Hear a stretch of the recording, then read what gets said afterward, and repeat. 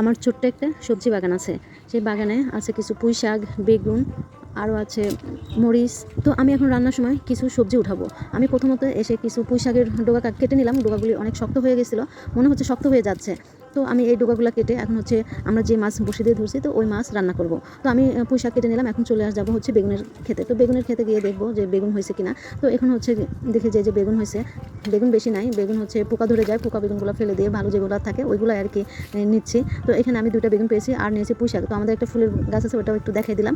আর হচ্ছে চাল কুমড়া মাত্র ধরছে।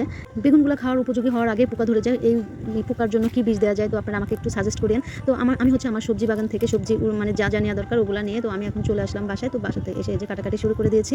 তো আমি হচ্ছে এখানে পুঁই শাক কেটে নেবো আর মিষ্টি কুমড়া, তারপরে হচ্ছে পটল, আমি এখানে সব কিছু দিয়ে মিক্সড করে একটা তরকারি রান্না করব।